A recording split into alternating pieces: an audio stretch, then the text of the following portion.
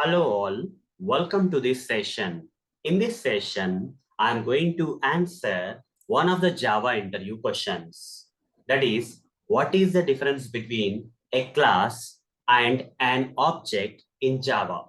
Let me answer this question with practical demonstration. So let me first answer this question. Let me explain what exactly is an object, what exactly is a class in Java. Okay. So a lot of people directly try to use the object and class without knowing the fundamentals, what exactly is an object in Java, what exactly is a class in Java. I'll make this particular answer for this question as easy as possible so that you can remember all the time, no matter what. For that, I'll just open this Paint software that is there in my machine. And here, first I'll explain what is an object. I'll explain first what is an object, okay? Just carefully try to listen whatever I'm explaining. Object is a representation of a real world entity. Let me write the definition. You may not understand the definition of this particular, this is not a definition, it's an explanation anyhow. This particular explanation or the lines that I'm explaining about this object, you may not understand directly, but you will soon understand in the next line, okay? Object is a representation. Object is nothing but a representation of a real world entity. Object is a representation of a real world entity in Java programming. Okay, in Java programming, object is nothing but what? A representation of a real world entity. In order to understand this line, you need to understand one more thing, that is what is a real world entity that object is representing in the Java programming. If you understand what is a real world entity, you will easily understand what is an object, guys. So what is a real world entity? Anything that you see in this real world, anything that you can see in this real world is nothing but a real world entity. Okay, I'll give some examples. What are the different examples I can give for the real world entity? The different examples here are, we can talk about chair that you can see in the real world, a box, a bottle, cup, pen, okay, paper, pencil, keyboard, window, tree, car, okay, then road, building, house, anything that you see in this real world, guys. There is no limit for this kind of list, guys. Anything that you can see in this real world is called as a real world entity. In this case, a lot of examples I have taken. Okay, if you want more examples, I can give you. Mouse, whatever I see, I can see mouse pad. Okay, mouse pad. I can say my laptop. Okay, I can see my table where I have put my laptop. Okay, I can see some, like a charger, adapter. Okay, then bed sheets, beds. Okay, doors, door. Then, curtain, anything, etc., etc., etc., guys. Anything, bird, animal, bird, any particular bird, any particular animal, anything that you can see, headphones, earphones, all this stuff, okay, toys, etc., everything that you can see in this real world can be called as a real world entity. Such kind of real world things, real world entities, if you want to represent them in Java programming, how it is possible? By creating objects. By creating objects in Java programming, we can represent this kind of real world entities in Java programming, okay? By creating objects, why we create objects in Java programming? To represent the real world entities like chair, box, bottle, cup, pen, paper, pencil, keyboard, etc. in the Java programming. Hope you understood what exactly is an object. I'm going to practically demonstrate this with an example, how to represent a real object in real world entity. A real object in the Java programming by representing a real world entity by creating an object. I'm going to show with the help of the programming, guys, but just try to understand theoretically right now. Now, what about the class? Now you understood what is an object, right? What is an object? Object is a representation of a real world entity like this chair, box, bottle, cup, etc. in the Java programming. Okay. So next thing is that, what is a class? What is a class then? You understood what is a object. In order to represent these real world entities in Java programming, we need to create objects. But how to create the objects? With the help of classes. Class will act like a template or a blueprint or a plan. Okay, class will act like a template or blueprint or plan for creating objects. For creating objects in Java programming, we need a template kind of stuff or blueprint kind of stuff or plan kind of stuff. By using this class as a template, blueprint or plan, we can create objects. With the help of class, we can create objects, guys. Without class, we cannot create objects. If you want to represent this real world entities, we need to create objects. But how to create objects? With the help of class. Class will act like a template or blueprint or plan for creating objects. Okay. So this is what is all about the object and class, guys. Hope theoretically understood what is an object, what is the purpose of object creation to represent the real world entities. But in order to create such kind of objects in Java programming, we need to create a class. And that class we have to create in the form of a template or blueprint or plan. Using that class template or blueprint or plan, we can create the objects. Okay. Now, I'm going to show you practically, guys. All this stuff I'm going to create the objects with the help of the class in a practical way so that you can understand. So here I'll create a package, guys. I'll create a new package here. In one of the existing projects, I'll create a package just for segregation. Class and object pack. Okay.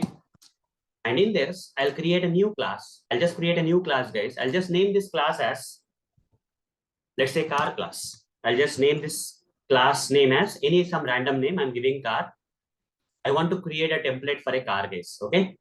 Whatever the real cars that I see in the real world, right? I want to represent them in the Java programming. For that, I need a class which acts like a template or blueprint or plan for creating the objects. That is, if I want to represent different type of cars that I see in real world on the road, okay, I want a template kind of stuff. The template is nothing but the template or blueprint or plan is nothing but this class, and this is a class name. Inside this, what generally a class car, you can give any number of properties, guys, a lot of variables and methods you can give, but I'll take only sample ones. For example, string.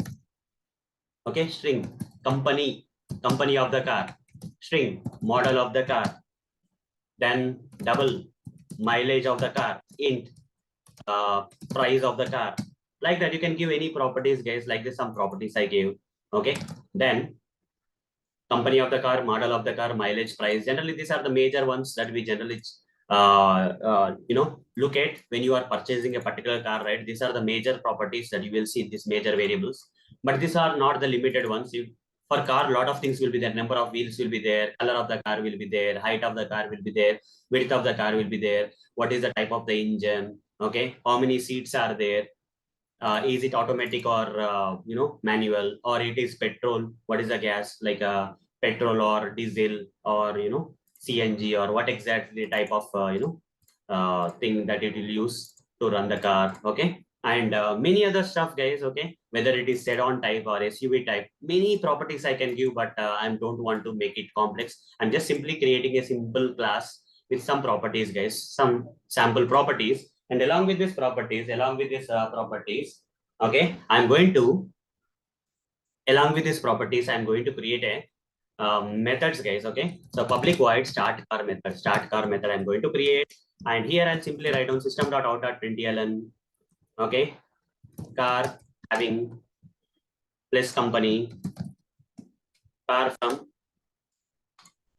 from company, which company? This company, and this particular model, company and model have started. Like this, I'll create the method. Okay, similarly, I'll create other methods also. And you see, this particular class, the intention of me creating this class is to create some sample variables and methods, guys. Some sample variables and methods I wanted to create. Stop car, I'll say stop car. In case of stop car, I'll write down system.out.println car from plus company and plus model as stopped. Okay, as stopped. Then I'll write down public void You can create any number of methods and variables. I'll just stick to these two methods, guys. For now, this looks very simple for me. Some sample variables and sample methods. These are the properties of the class which are helping us in creating the car class template or blueprint or plan. Using this class as a template or a blueprint and a plan, we can create objects. How to create the objects? How to create the objects using this car class? I'll create one more class, guys. I'll just create one more class with the intention of not creating a template. This class is for running the code. Okay. This car class I created in the form with an intention of creating a template, so that using this particular template we can create the objects. But this class I'm creating not with an intention of creating a template, rather just to run the code with main method. I'm going to create this demo class. Okay, just with main method I'm going to create this demo class. Inside this main method, as you can see, guys, inside this main method, I'm going to create an object for the car class. Okay, whatever the real world entities that you want to represent in the Java programming, inside this main method, I can represent right now by creating the objects with the help of this class name. That is, using the new keyword in Java, we can create objects followed by the name of the class for which you want to create the object. Car is the name of the class for which you want to create the object for. Okay, so I created an object, guys. Okay, I created an object for the car class, and here, the moment I do this, guys, in the computer memory, let's assume that this is a computer memory. In the computer memory, some memory will be allocated for this object one. Some memory will be allocated to this object one.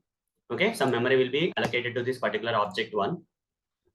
And in this new car object that got created here, okay, there is no particular, this particular memory that is allocated to this object one has some address like 101110001 like that no one can remember. We have to give some name, like we are giving a variable to the value, right? Similarly, we have to give a name to this referring to this particular object memory of this particular object. Let's give some name. Let's say I would like to represent HAMZ. Okay, HAMZ, let's say Honda Amaze. Okay, Honda Amaze car I want to represent. So here I'll write down HAMZ is equal to, okay, I'll write that this is referring to the object memory. Hold the mouse on this and say create a local variable. The return type of this is coming as a car only. Okay, this is the object. I want to represent a real world entity like Honda Amaze car. Now, once you say HAMZ, you see HAMZ is referring to this memory that is allocated for this object created using the new keyword for this car class. One object got created. Now using this HAMZ object reference, I can assign some values. What is the company? Company is Honda. The moment I say Honda here, what happens? I already created one object, guys. For that particular, in that particular object memory, I'm storing some values. Company is equal to Honda. Here, company is equal to Honda got stored. Similarly, what is there? HAMZ dot model. What is the model? Amaze is a model. Amaze is a model, guys. Okay. HAMZ dot mileage. Mileage is equal to, it is giving you around let's say 15 kilometers per liter. Okay. HAMZ dot mileage. HAMZ dot price. Price is equal to 9 lakhs. 9 lakhs in Indian rupees. Okay. Let's assume that. Once you do that, once you initialize the variables of this particular class for this particular object that you have created. Okay. So in the object memory, all the data will be stored. Company model is equal to Amaze. Model is equal to Amaze. Then mileage is equal to 15. Then price is equal to 9 lakhs. Okay, price is equal to 9 lakhs, like that I'll give. So I have initialized. Now using this object reference, I can start the car. Using this object reference, I can stop the car. Now run the code here, right click run as Java application, and observe that the start car, stop car, detail methods will be called along with that initialized values. You see, from the object memory, car from Honda and Amaze has started. Car from Honda and Amaze has stopped. Okay, similarly, there's only one object you created, guys. You can create multiple objects. If you want to create one more object using the car class as a template, like this, multiple objects you can create, guys. The moment you say new car, another memory will be allocated for this particular object. In the computer memory, for the object 2, another memory will be allocated, guys. Another memory will be allocated. And let's assume that here I'm giving some object reference as MSVDI, Maruti Swift VDI. Okay. So here another car I'm trying to represent, create, And once you create an object here, okay, once you give the object reference, so this particular memory of this particular second object for the object we created to represent a real world entity, the object reference is MSVDI, Maruti Swift VDI. Okay, Maruti Swift VDI is a car. That this is a real world entity that I want to represent, guys. Okay, MSVDI. I have to initialize the class properties. So company is equal to Maruti. Okay, MSVDI dot model is equal to Maruti Swift dot model is equal to Swift VDI is a model. Then MSVDI dot then mileage is equal to, let's say, 24. Then MSVDI dot price is equal to 8 lakhs, let's say 8 lakhs in Indian rupees, let's say. That's it. And here you can call MSVDI dot start the car. Which car you are starting? Maruti Swift VDI car you are starting this. Which car you are stopping? Like that, you can create hundreds of cars if you want to represent. You are representing some real world entity car like Honda Amaze car, Maruti Swift VDI car, Audi or BMW X3, X1, X7, any of the car you can represent here, guys. To represent the real world cars here, okay, I'm using the car class as a template. Okay, this class is acting like a template for creating this particular objects.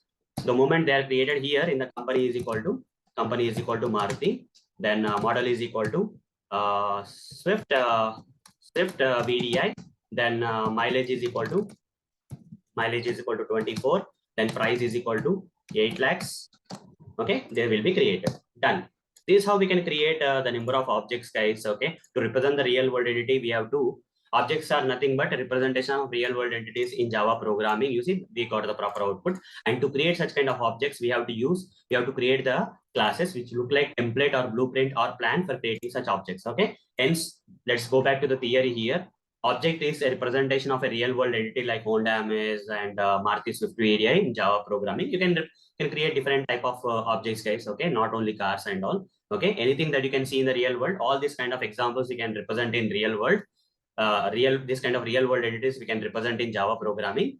Okay, which are representation of these real world entities in Java programming are called as objects. But in order to create such kind of objects in Java programming, we have to create a class, right? That class should look like a template containing some variables and methods which make it like a template or blueprint or plan for creating the objects. Okay, you can create any number of objects, any number of cars in this example.